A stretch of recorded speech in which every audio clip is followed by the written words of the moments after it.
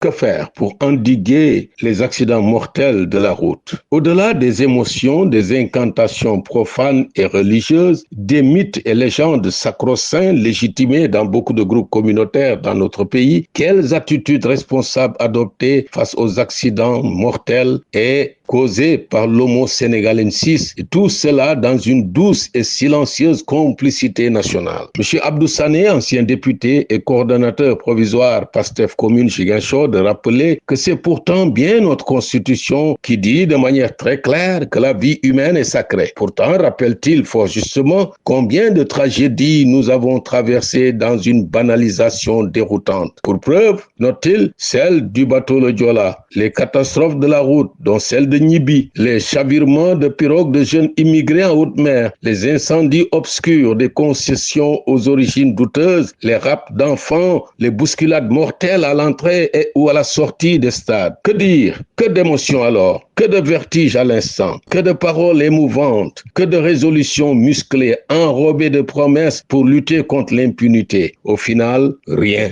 On reprend les mêmes habitudes mortifères. Pour combien de temps encore, se demande Abdou Sané et le peuple sénégalais avec. En vérité, à bien y regarder, on n'aime pas la rationalité, la science, la vérité, mais seulement ses propres besoins, ses propres instincts. Voilà, de manière générale, ce qui explique une bonne part de notre retard scientifique basé sur des considérations mythologiques. C'est aussi pourquoi on ne pense même pas à aller dans l'espace, parce que nos mentalités sommeillantes nous l'interdisent, invoquant l'interdiction de déranger Dieu installé quelque part dans le vide. Que dire d'autre? Sinon, par une fuite en avant collective, on priera et accusera Dieu par une formule consacrée enrobée de fatalisme. Ndogalu Yalala. Autrement dit, c'est le destin, la fatalité, il faut faire avec, comme si nous ne pouvions faire autre chose pour remédier à ces catastrophes qui en vérité sont la conséquence très souvent de notre apathie à pénétrer les mystères de la vie, des comportements humains. S'agissant surtout des nombreux accidents mortels de la route, banalisant ceci, on affirmera tout de go que l'on n'a pas procédé au sacrifice consenti par les djinns, ces fameux esprits malfaisants qui ont toujours bon dos et qui sont par conséquent mécontents. Nos routes, il faut bien le dire, dans lesquelles se sont investis topographes, environnementalistes, ingénieurs des ponts et chaussées, urbanistes et d'autres, ne sont pas faites pour des plaisantins, des diables en particulier, qui demandent, semble-t-il, des taxes de sacrifice humain. Cela, tout le monde doit le savoir. Nos routes sont destinées aux chauffeurs et voyageurs imbus de rationalité, de logique cérébrale, qui leur interdisent alors de penser que ce sont des eaux bénites, des colas blanches ou rouges distribuées à grand renfort à de pauvres talibés pour exorciser, semble-t-il, les démons, ou alors des psaumes de David ou de Doua récités avec la finesse d'un prêcheur enturbané angoissé qui seront leurs soupapes de sécurité. Non et non. Quand on est gagné par l'indiscipline qui caractérise aujourd'hui bon nombre de compatriotes, dont beaucoup de chauffeurs, quand on pense qu'on est un as du volant et qu'on peut même rivaliser avec les pilotes de Formule 1 alors qu'on roule avec un vieux taco habitué au garage et tout le temps, il faut alors savoir raison garder.